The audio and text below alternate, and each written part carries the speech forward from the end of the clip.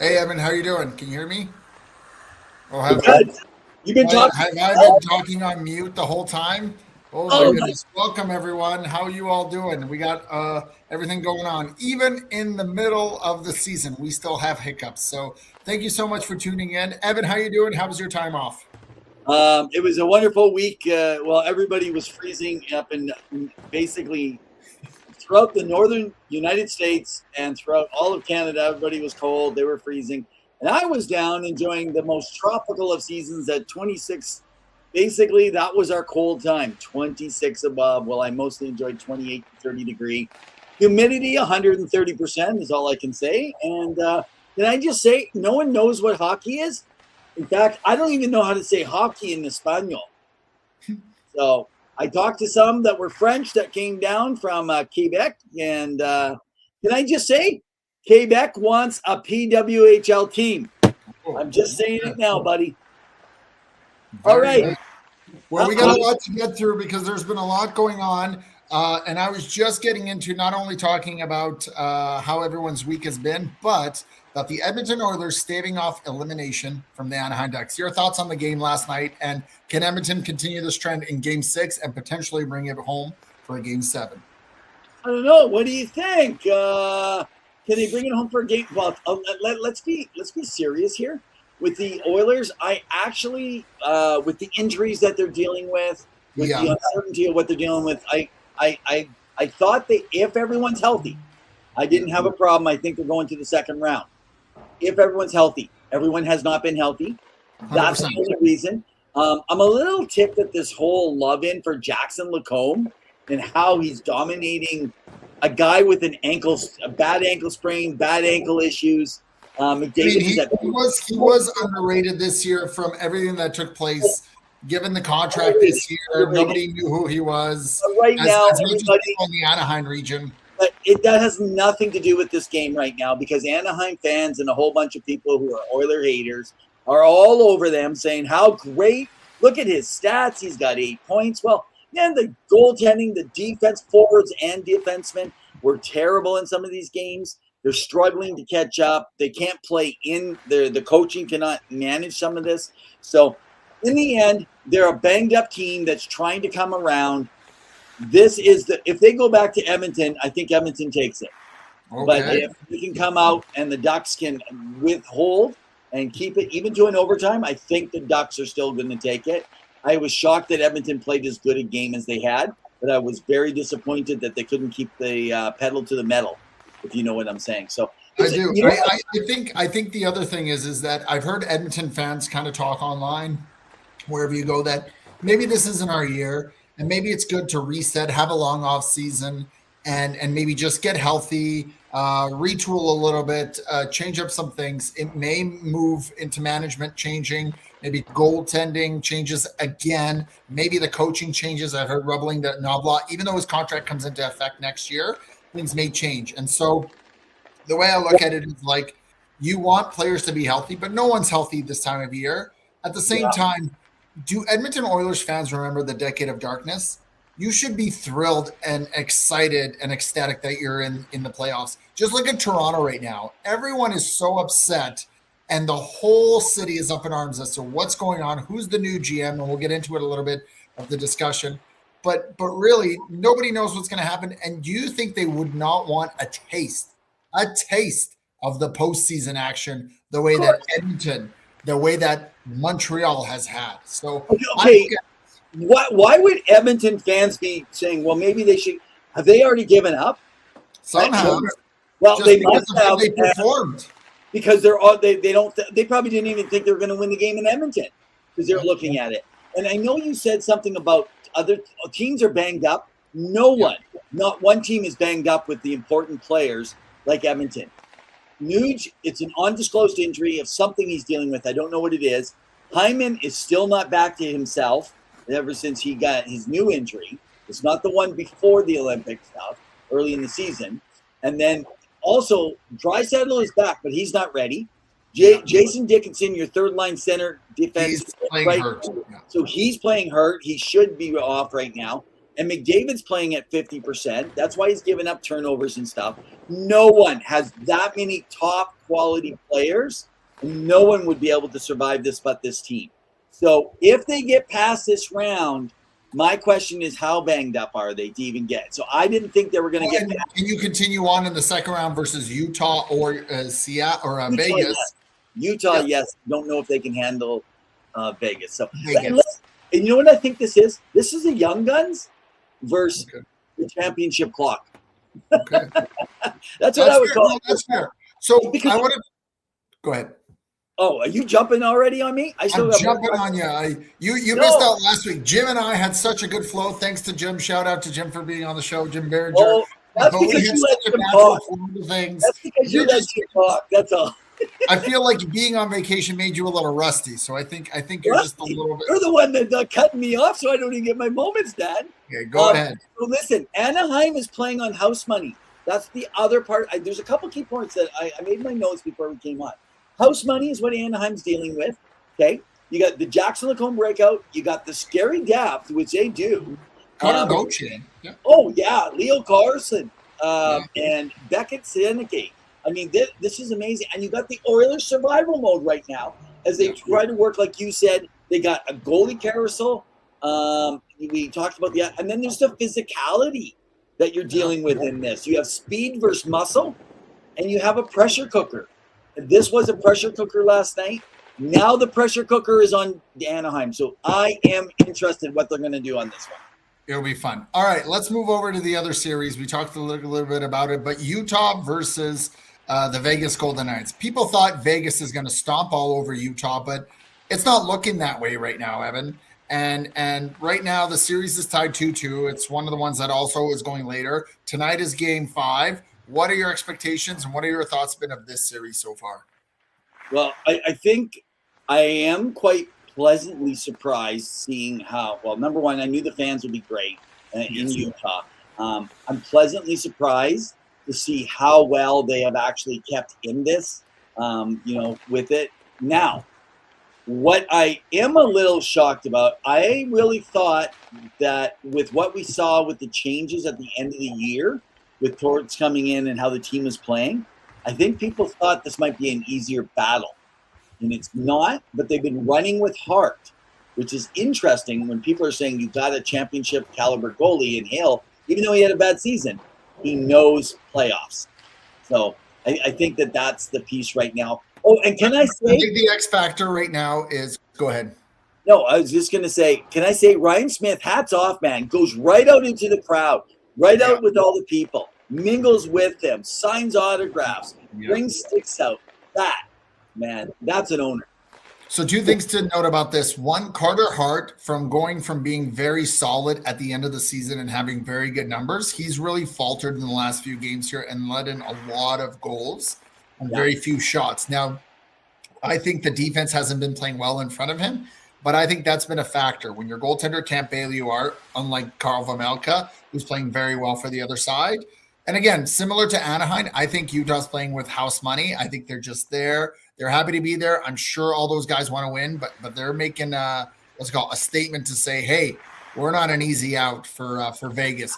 The other one for Utah, I really liked, and I don't know if you saw this. They had a jersey exchange promotion for the playoffs where they encourage local people to trade in their old Vegas Golden Knights gear for a new free Mammoth jersey, which was held outside the Delta Center. So it drew a lot of lines, and people were switching their allegiances because, of course, we know the Arizona Coyotes moved over here.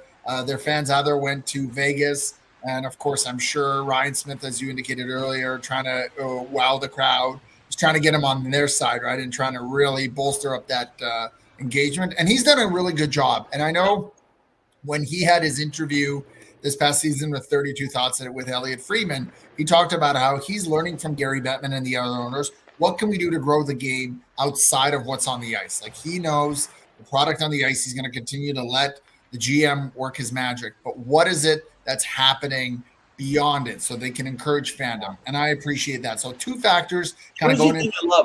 I love that jersey team. My wife even said, she goes, She goes, And if it I was her, in I the would do that. mammoth that they unveiled. That was really cool. I like that with the mammoth. That looks like the what's it called?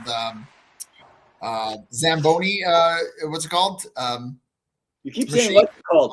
It's mammoth. It looks pretty I cool. thought So you said you were prepared. Were you prepared last week? Are you sure? yeah. I'm just asking because you keep saying what's it called. You can't even think of what it was. Oh, I'm just pulling from your best hits, greatest hits. Oh, So man. in that series, that's been interesting. We'll look to see how that one ends because it's going to be a fun one. All right, I want to get to the two that have ended and kind of the outlook for both of these teams. So the Ottawa Senators get eliminated Yep. by the Carolina Hurricanes in a sweep. They await their next opponent. We'll see who that will be between Pittsburgh and Philly. But what do you make of Ottawa? Where do they go from here? Because this seemed like a bit of a regression. And today's presser showed that Brady Tkachuk is annoyed with the noise about him potentially leaving and not being there. That being said, he hosts a podcast with his brother, invites his dad. His dad makes kind of an offhanded comment about Linus Ullmark. And when you would have told me or any Ottawa fan that if you get grade A goaltending from Linus Ullmark this season, after everything that's been going on this year, the ups and downs, and you get almost no points from Brady Tkachuk or Tim Stützle, their top scorer, I would have laughed in your face. So your thoughts there? Yeah. Well, so what did I say about Ottawa going to these playoffs? Oh, I don't remember. Yeah. I barely remember what I had for lunch this morning. So Okay, well, that's fair. You're gonna have to remind me. You know, I'm sitting here, I'm hearing people say, oh my God, look what's happened. What's going on? They weren't ready for the playoffs. I said it just because they got in last year and they had this good fight and they're going to, I did not think they were ready. They don't have the team. They got a lot of good pieces, but they're not ready. And there's some issues that they're dealing with. I still think there's a bit of a coaching issue with the way that they manage some things in game. Okay. But I just did not think they're going to touch. Did I expect it that quick and swept out? No. I thought they could win one game. But, I mean, that was it. So I was a little. I thought it'd go to 7. I thought Carolina would win, but I thought it'd go to 7. Yeah. Oh, no. I know you did. It's just like, actually, you see how many people picked them to win?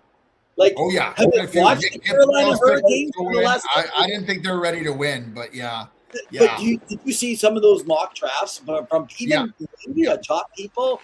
Of course, fans can everybody out there that's not as involved and they just do the random picks. I get it, and especially all the fans. I do not blame the Senators fans, but people who are doing picks and they're just like going on how strong they are, and you cannot pick on paper. Otherwise, go back to when Eric Lindros and all the others joined in and made the star-studded team of the Rangers.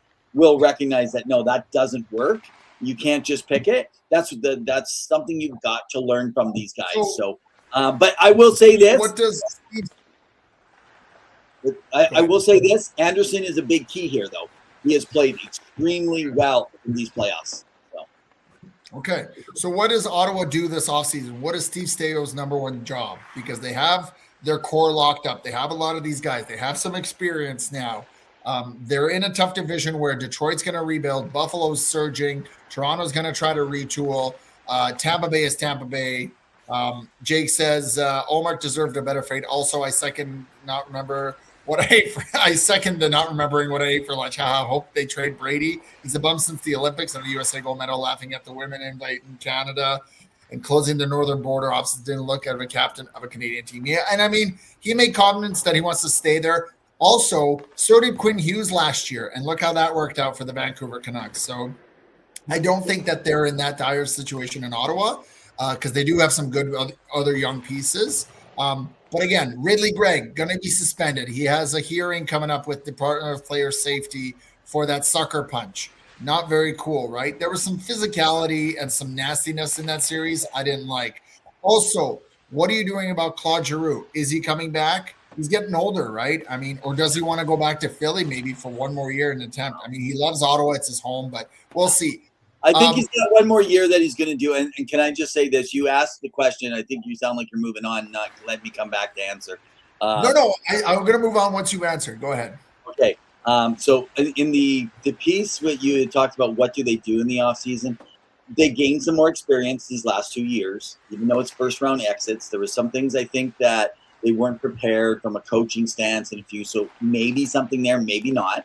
But I do think there is some annoyance on the Brady front, and I could see if they can swing a good deal and pull off something and move someone out. I could see it happening. I think they're a little concerned the way his brother had moved out, the conversations that go on. They're not going to ever say anything because they don't want to lower his value. Deos is really good that way. And the other part is, I think they're going to look for role players. That's what I think they're going to do. Some really key positioning. So that's fair. And Jacob agrees with you. Steve Staios has done a good job with Ottawa. They're early, though. I agree. They're kind of just on that cusp of becoming a contender. All right, to the other series that eliminated the LA Kings, and the last time we saw Anze Kopitar on the ice finally retire postseason in his building. Rarely get you to say that.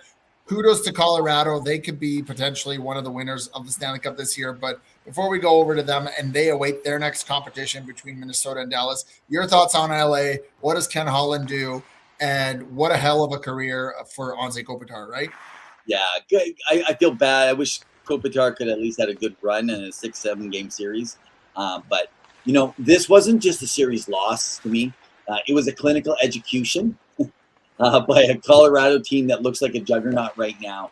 I'm not a pro against or for them, but really, you got the Ball Arena blockade in games 1 and 2. The series opens there. Colorado basically establishes the narrative. They get a tight defense, opportunistic scoring. They didn't worry about all the extra scoring, which sometimes they do, the run and gun. So it ended with these identical wins. Then they played a disciplined, clog the middle style. It kept them in the game now. Is kind of what happened for LA, but they can't find the answer for the depth of Colorado. And so when the series shifted to crypto, the Kings now hope for this own ice is going to spark them, and it doesn't, because now Colorado ups the gear, right? It was the turning point when they basically it just dipped totally. The defensive efforts didn't mean anything. So the final blow is it was a lopsided blowout in game, I think it was 5-1, the last game there. Nathan McKinnon capped off the series, had a performance with it. By the way, can I say that was kind of weird that we can maybe talk later, but he didn't get a nomination in the top 3. That was kind of interesting. I get it. There was 4 good guys, but Gabriel the players voted on it. The players voted on it. So. And I was very appreciative of seeing what Landeskog was actually able to do. It looks like he's back to playoff form to be able to. Great, and they need him there. Wedgwood. And Wedgwood, right? With it, 9. Wedgwood's been phenomenal. Yeah, Brent Kulak playing exactly as Edmonton fans know him to be. And hey, Kyle, Bruins still alive. Yeah, that was a harrowing one in OT, but they opted out. So your quick thoughts on the Boston and Buffalo series, because we go back to, I believe, Buffalo now for game 6. What does Boston have to do to stave off elimination? Or sorry, they go back to what's it called? Boston. Right, the other way around. What's it called? You're still catching up from your lunch. Okay. I'm teasing you. What do they have to do? Well, Grant giving me the eyes. They just got to shut down the guys. They got to shut down the main core. Pasternak has to be the scorer. He has to be. And he indicated in his interview that fans don't worry, he will score. Is that what he said? Don't worry, he will score. So. But yeah, so I think that, they came back, they won. Pasternak is, one of the best of all time. He's, I'm not going to say a shoe-in Hall of Famer first year, like you will say with everyone, but I will say I think he'll be a Hall of Famer. He might have to wait 3 to 5, maybe 7 years. He's got a lot of competition, but man, one of the best ever to play the game. So great. He's probably got another, 3 to 4 years that he's still going to play the game. All right, so Jake wants to know, so we'll quickly jump into this for the Ted Lindsay Award. Jake's asking, who would you have dropped off the Pearson? Top 3 for McPherson. I thought it was the Ted Lindsay Award. No, I think he probably meant that, Jake, right? That you were actually referring to the Ted Lindsay Award. Ted Lindsay. Anyway, so your thoughts. So Yeah. give us your thoughts on this, like because Macklin Celebrini, Nikita Kucherov, and Connor McDavid. And to be honest, I think it's going to be probably Kucherov who wins this. Yeah. That's just my prediction, just from watching him play. Your thoughts on potential winner and who would you replace? I actually think McDavid should win it. I think he carried that team even without Draisaitl to drag them. They could have easily missed the playoffs. He plays on the PK. Kucherov does not play the PK. He picks up a lot from his centerman and stuff. I think Kucherov's scoring level is above, but I don't think outside of his scoring, he doesn't have and his checking, he doesn't have all those other lines. Now, here's where I think Celebrini, I do think, is actually the most valuable to his team. Yes, I agree. But I've never seen anyone in there and didn't make the playoffs. Yeah. So I am shocked that all of a sudden they're changing this. They don't do it for rookies. They don't do it for all these other players. And how can he be the best player if he can't even take his team to the playoffs? Hey, Jake, thanks, by the way, buddy, stepping in. But listen, wrong trophy name. You hear how many names that Pawel gets wrong every day. And I forgot my lunch, and I didn't just forget to bring it. I forgot what I ate. Remember his lunch, and I think I threw up my lunch a little bit earlier. I think the problem is that this is a very, very difficult award to pick for. And again, it's hard to select it. But again, it's selected by the peers. So I understand, even though I think Nathan MacKinnon had 97 even strength points, it's still it's not enough. So we'll see what happens. But again, it's tough. There were so many guys who have been able to make what's it called? What are you laughing about now? No, it's funny because like you said, he made 97 even strength points 5-on-5, but that's not enough. It's not enough. I'm like, oh my gosh, are you serious? Like, I don't because he wasn't voted in by his peers. Exactly. And that's what gets me thinking, how is he not at least a top three with it? But I always trust the players because they're the ones on the ice facing the opponents. If people recall, there was that outdoor game between them and I don't know if it was St. Louis or Vegas, but Pietrangelo was out there. And when MacKinnon was skating down one of the sides, he said, "Oh shit, it's MacKinnon." Around it. So, okay, and then Buffalo. Once you're done the folks here, let's go back to Buffalo because I do want to talk about that anthem thing.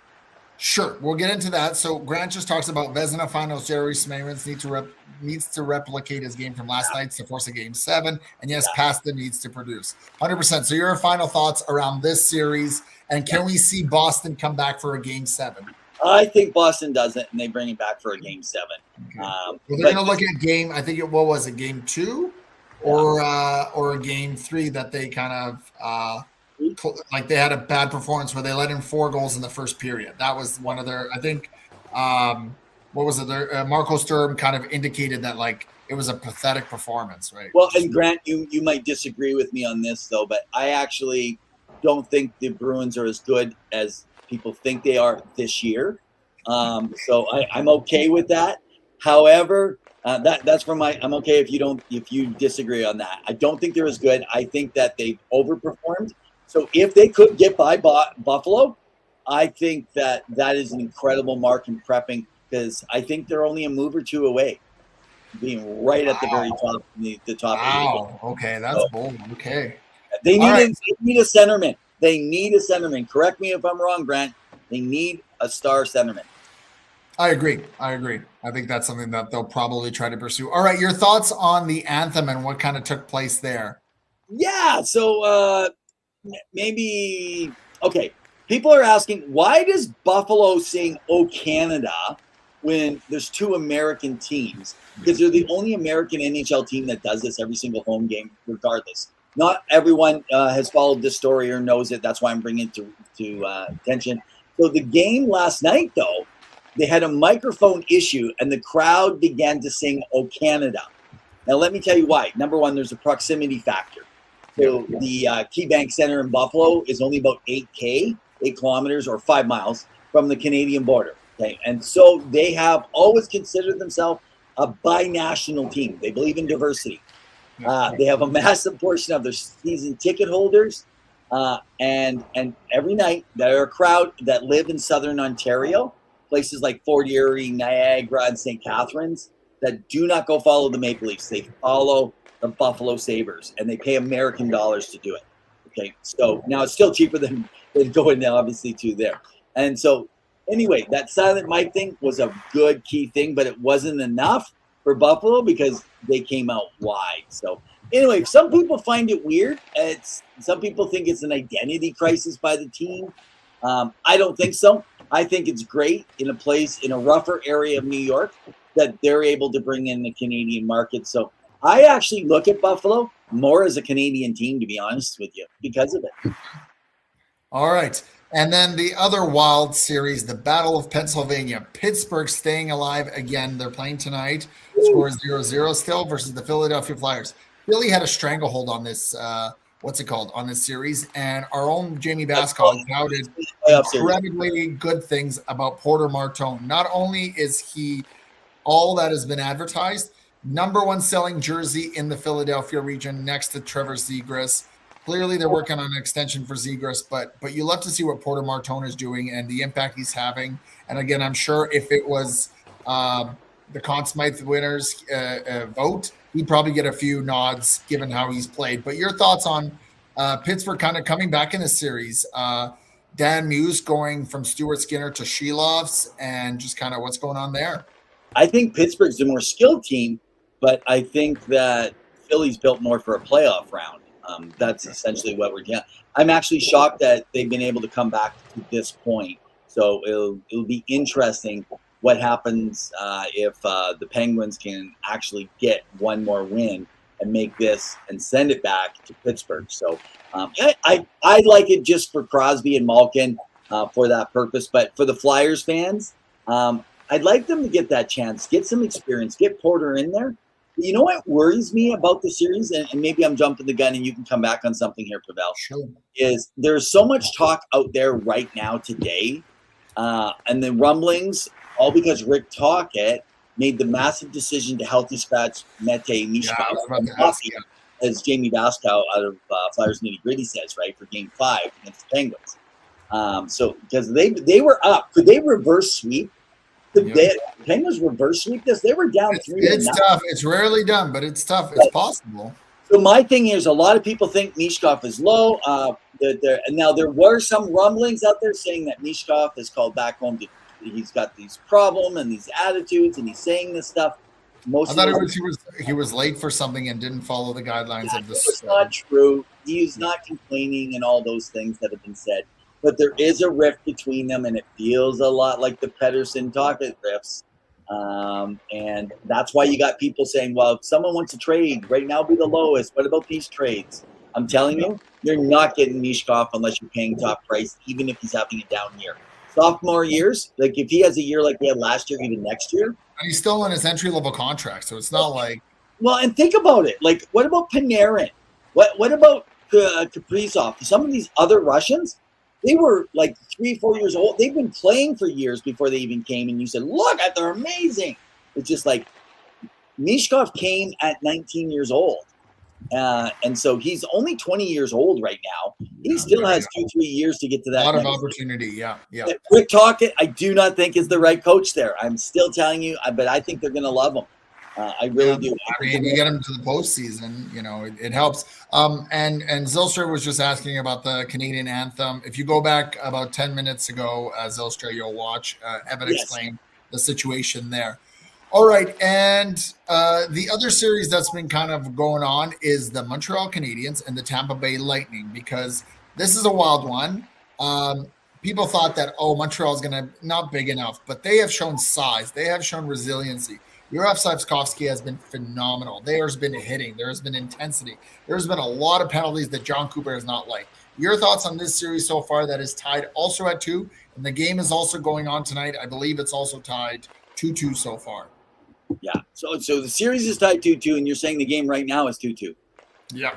That's that. And the reason I asked that again is 3-2 Canadians. Sorry, they just went up in the third period. It's back and forth, back and forth, back and forth. So listen to this. The story so far here is this is what I call the 1-goal gauntlet. If you really think about it, every single game in the series has been decided by exactly 1 goal.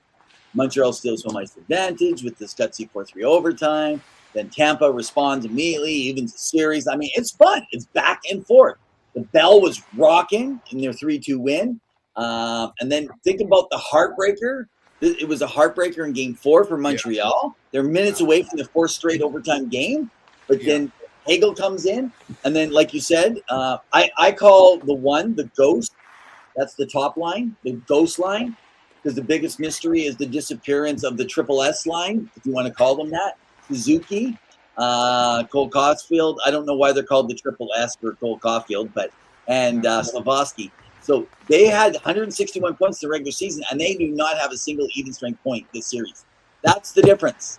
Yep. So I don't know if any of them have scored tonight. I haven't checked in on it. I have to catch up. Well, and remember that Tampa Bay is still missing Victor Hedman, right? Like they are still missing not only their captain but their top guys. So they're playing by committee on the back end. But Kucherov has to get going a little bit. I know they're cornering him, but other guys like Hagel and Gensel are really firing it up. So it's been an exciting. They're cornering him, but Slavoski and other ones are getting cornered too, right? Oh, 100%, 100%. You know what Montreal needs Demidov to step up, to be this great player, this young guy that they had hoped he would be. That would be really good for them, with it. But I'm impressed with the goaltending for Montreal. I didn't think they was going to be good. But man, I got to tell you, Brandon Hagel, public enemy number 1 right now, right? He is. That's what it's all about, You love to see for tonight's Corey Perry getting to the grill of a lot of these kids, right? Gamesmanship, buddy. Gamesmanship.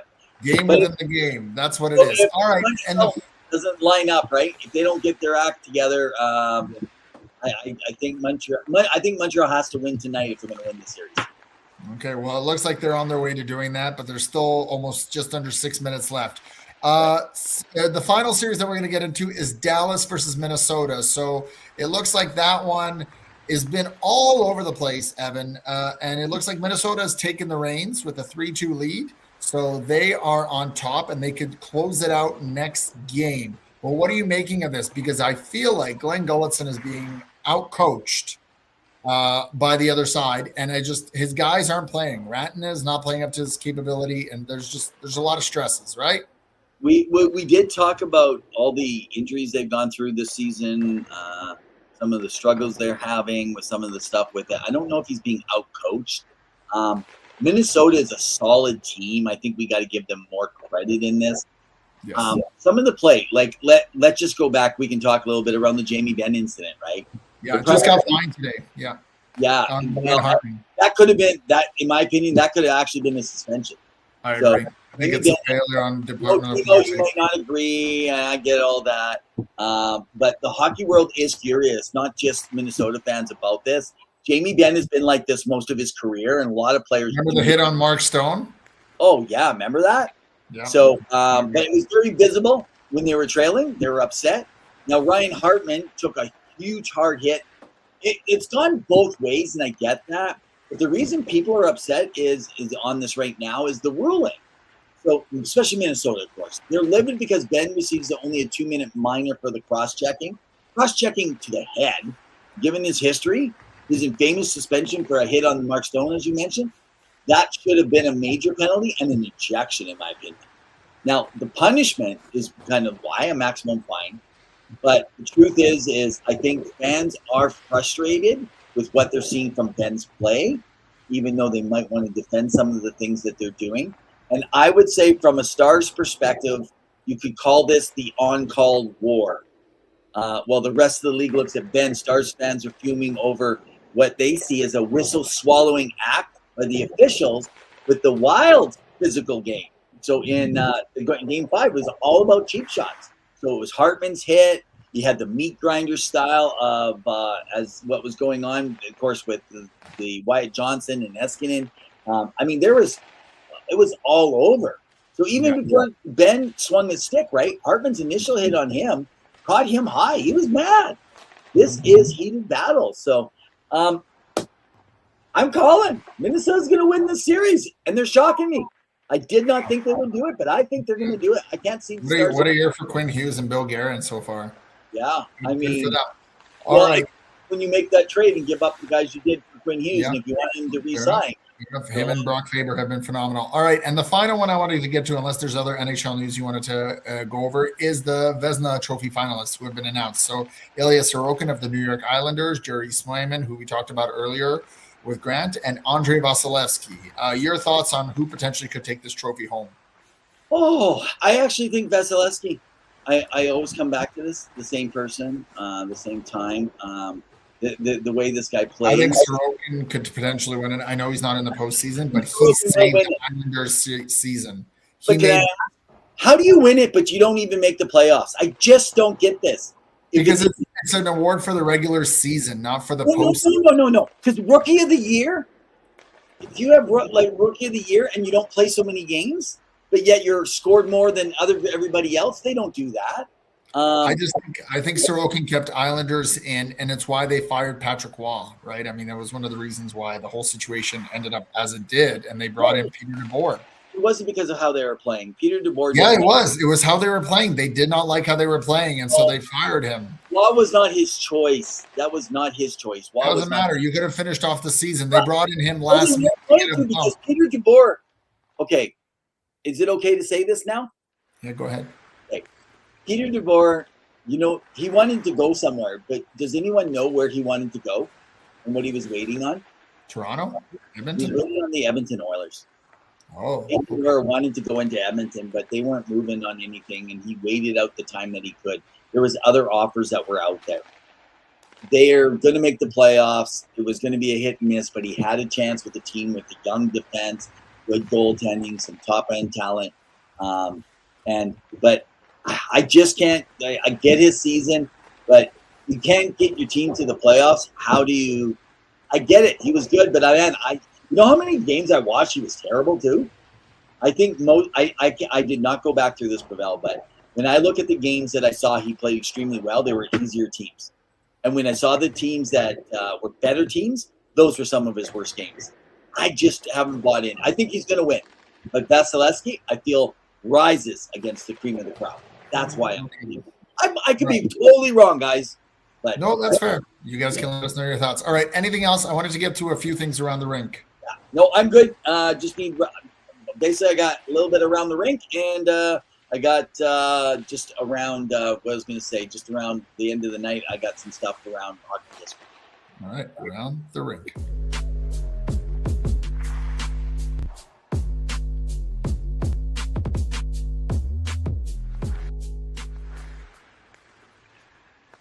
All right, around the rink brought to you by Flow Hockey. If you want some great extended quality hockey content, go check out Flow Hockey. They have some great stuff to check out. All right, one thing I wanted to get into is Macklin Celebrini and, of course, Gavin McKenna being accepted or invited amongst the stars to Team Canada for Hockey Worlds. This will also include Mark Scheifele, Barzal, Morgan Riley, and potentially even goaltender Jet Reeves from the Columbus Blue Jacket. This team is going to look stacked. It's going to have some good players. Your thoughts on the Worlds coming up here? Well, so interesting enough, I was starting to get to go. I ran into because I had to jump on here. I didn't have as much time about prep, but one of the things right now, this year has been a terrible year for Canada in the last year and a half for championships. I think Canada is about to take a gold medal from the World Hockey Championships. Okay.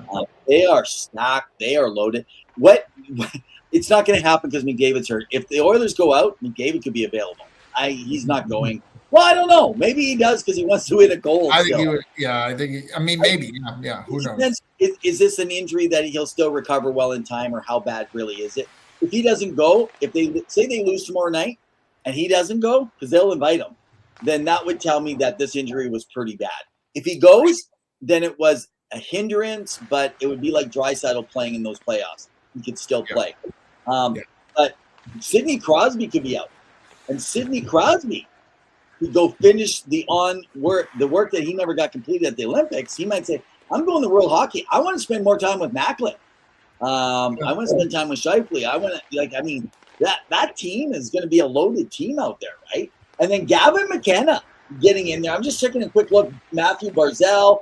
I mentioned Mark Scheifele, like some really big names. Morgan Riley. I'm just kind of looking. There was a couple players right now. So let's just quickly tap in on. Good for Brad Tree-Living, who's taken over after being let go in Toronto to take this on with Jason Spezza, who will be a GM in the NHL in the near future. Go ahead. Yeah. There's been a lot of speculation. Why is Bedard not going? Is Bedard invited? First they're saying, was he even invited? And then people are saying, why is he saying no? So right now, I can't find anything official. I'm hearing rumors. I don't want to mention any of them right now. So the only speculation, that's just speculation, nothing that I think is wrong or right. It just makes sense. And the speculation is, number one, if he was invited, or even if he is, he may say no, have another good off season of training, because he did get injured during the season, which did affect him coming back. And I'm told there's some lingering things he still was dealing with. Don't know how legit and bad they were. But the other part is, if he does not go and he does another offseason of training, I don't see him in the World Cup, even if he has 120 points or 150. I mean, let's face it, Scheifele was over a 100-point player, and he didn't make the team for the Olympics. So the World Cup is going to be like the Olympics that way. Bedard needs to go no matter what if he's able to go. If he's injured and doesn't, then he needs to tell them he's injured. But I don't think that that's the reason why. And the other thing for Bedard is because he's in a contract here. If he goes and gets hurt, they're worried it could affect his contract. I don't know if I agree with that, Pawel, because he's getting paid no matter what or how badly he gets hurt. For sure. And nope, that's understandable. I mean, there's a lot to determine, right? And a lot of these players have to. Could you imagine if McDavid and Crosby and Bedard all end up going as well? With Celebrini and McKenna and Scheifele and Barzal. Oh my God! You know, the only problem is their defense. Yeah.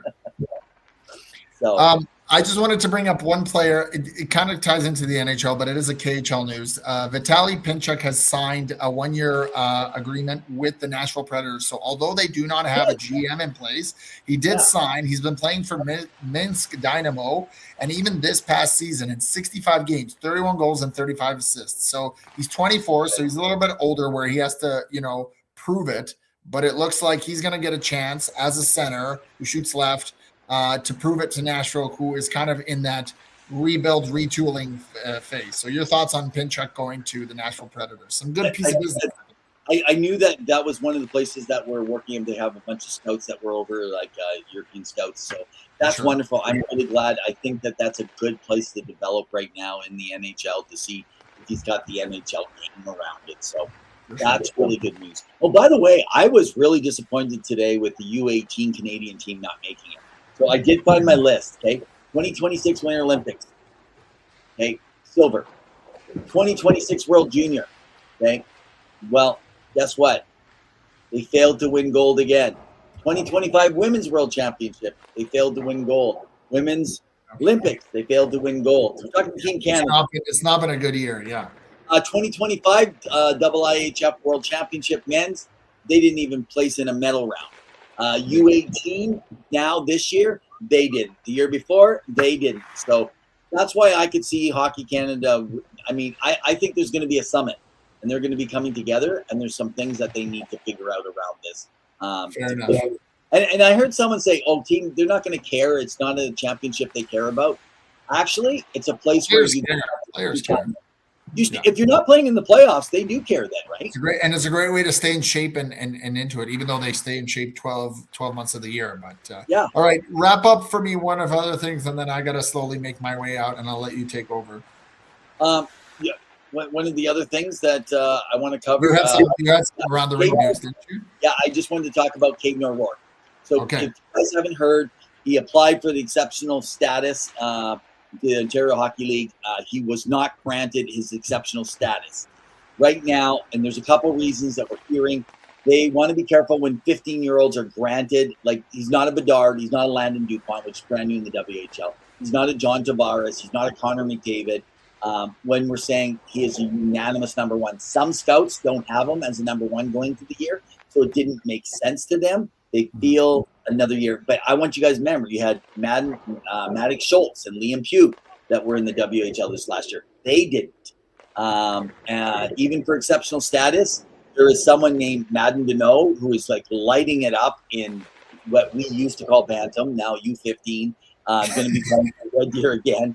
And so I just want to say that Hayden O'Rourke is an American. Let's stop the conspiracies that it's Canadian Hockey League and they're all against the exceptional status. Sean Day should never have been in there. He was not a consensus, and they put him in there, and he didn't turn out. So they've had 2 exceptional statuses that did not work, and they're going to be tighter and more careful before they go on any of those guys. So, well, I appreciate my team commenting our next World Cup roster will have some of the most turnover on a national team we've ever seen. So, from somebody on the team that I know that works our YouTube channel. All right. On that note, I will be making my way out. I appreciate it. I'll see you guys all next week. Evan, I know you're going to take over and do great work. So thank you again.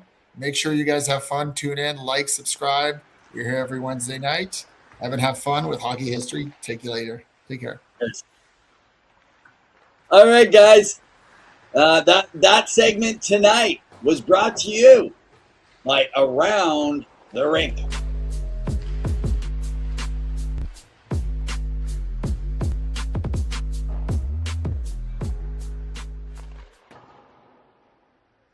All right. Just a heads up. So for everyone here tonight. So my buddy had to get out a little bit early. So you've noticed he's been off. I've been off. We've had different times. It's pretty hard to be on for 41, 42 straight weeks in the year outside. Like we take 2 weeks during the Christmas season, and we go right from the September long weekend till after the July long weekend. So doing this every year, still working our old full-time jobs. We are non-monetized. If people are not familiar around that. So we do appreciate the best way you can support us to keep this content going. We're not just podcasters. We connect in the hockey community. We make those connections. We bring you the best possible. We have some of the greatest privileges with some of the guests that we're able to bring on. I want to thank some of our regulars that have been coming on. Jacob, man, thanks for filling in for me with my AEW being away. Jim Behringer, thanks for stepping in for Pawel. And then thanks for a couple weeks later stepping in for me while I was away. So, guys, you can help us. If you can actually go on and head over to I just saw Zil. So Zil's just asking, when am I doing my Revs Top 15? Well, unfortunately, I wanted to do it the last couple of weeks, but we've been away. So next week, Revs Top 15 will be back. It'll be my final talk around it. And then after that, the next one's going to be coming out just before the draft. So we're not going to spend as much time on it because pretty much in about 4 weeks, it's going to be a lot of draft talk when we're down on the NHL guys. So I don't want to overwhelm everybody, but hey, appreciate it. So anyway, follow us on YouTube. Head on over there. We appreciate it. Follow us on X. Follow us on Facebook, Instagram. Wherever you can find us, we appreciate everything that you guys are doing. Check us out on twoguysinhockeytalk.com, as well as check out our sponsors, guys. We work with Puckpedia and great Hart Levine. He's on every season working with us. We do now work with the Pro Hockey Group. That is Jason Bacala. He is the director of scouting for the organization. They work with Puckpedia also. They provide everything in your scouting needs for amateur scouting. If you don't know who he is, he brought in Aaron Ekblad. He brought in Alexander Barkov. He was the pro director of scouting for the Florida Panthers back in the day, and they work with the Giant Group. So they are one of the highest ranking groups out there for amateur scouting. Also like to thank our intro and our outro music, Penny Billionaires, the electronic hard rock band out of Phoenix. Go give them a follow. And definitely JR Web Designs. They're running our site, guys. If you need a site, don't go to all these other things and spend the money. It's really high. He'll walk you through, give you a site you'll never match anywhere else. You got a small business even, go and let him work with it. And the last one is Flow Hockey. Thanks to Flow Hockey this season, we had hoped to get some guests and Chris Peters and a few. Didn't work, but I encourage you, you can get all things, so many different levels of hockey, including the U15 I was talking about. You can deal with academies, everything around it. So that would be something I would encourage you guys to do.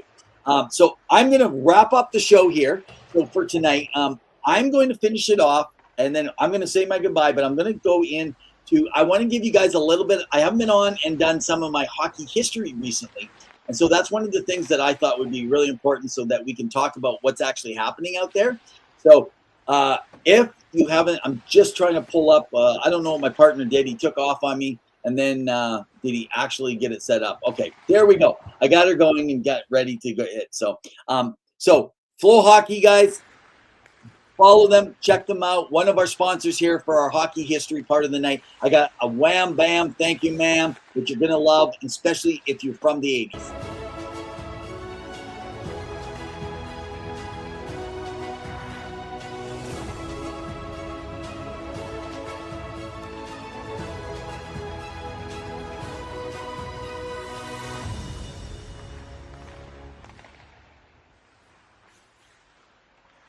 Well, hey guys, welcome to Hockey History. Let me walk through a little scene here for you. I want to take you back to April 29, 1982. On this exact day in 1982, it was Game 2 of the Campbell Conference Finals, and the Vancouver Canucks were in Chicago to face the Blackhawks, and the Canucks were the ultimate underdogs that year.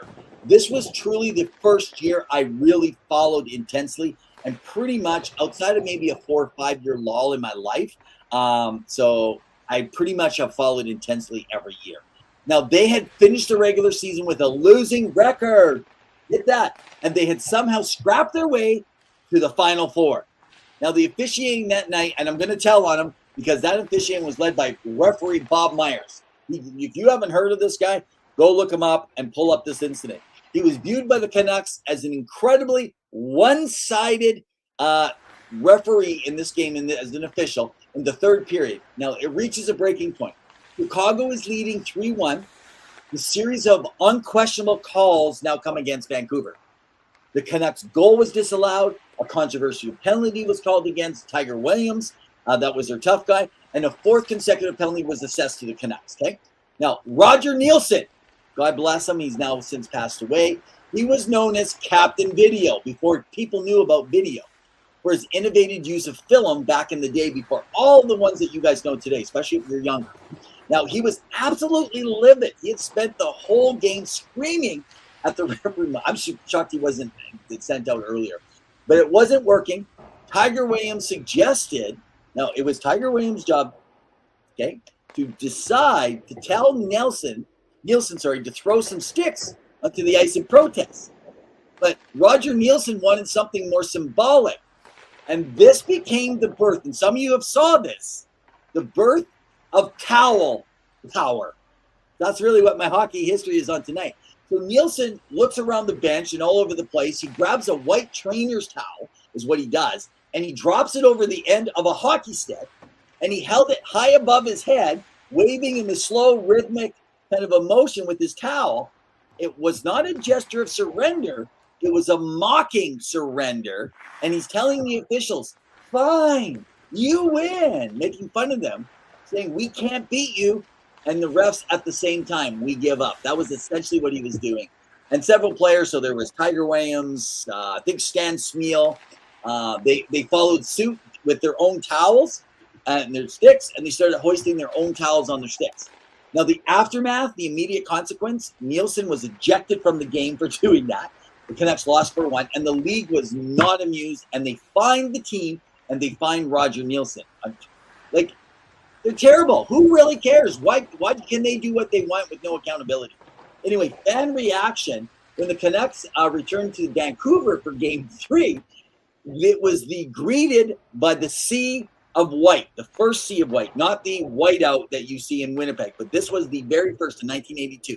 A local fan organized what he called Towel Power movement, and thousands of fans were waving and put in their seats white towels to do. And it was driven by that energy of what happened.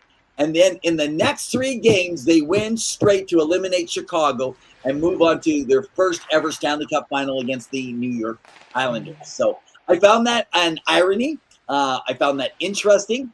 And I definitely have to tell you that I kind of found that cool. And that's hockey history.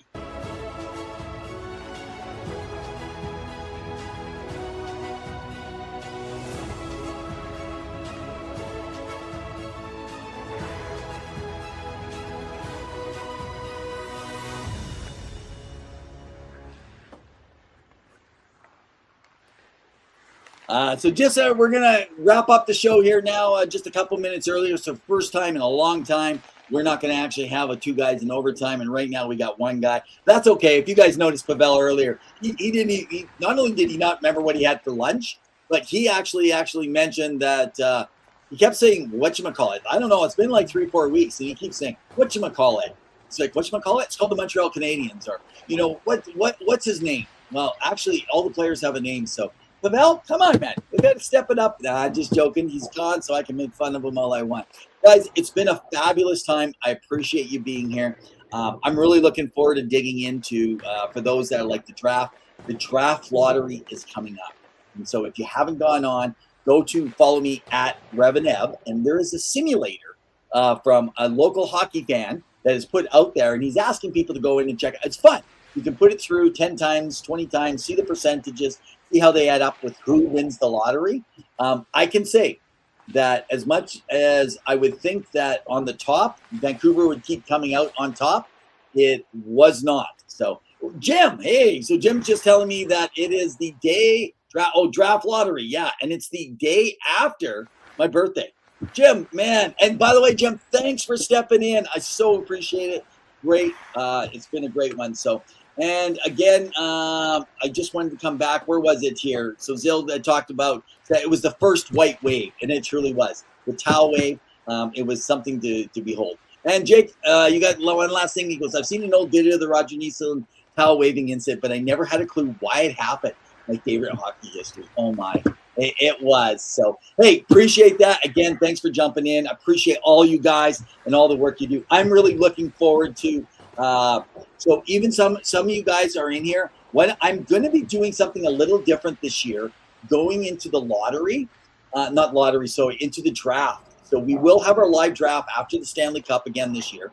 But I'm going to be doing special recordings and giving people 30-minute segments to give their quick takes, and showing several fans of the game, several of my colleagues that I work with across. So I'm going to be sending stuff out to everybody.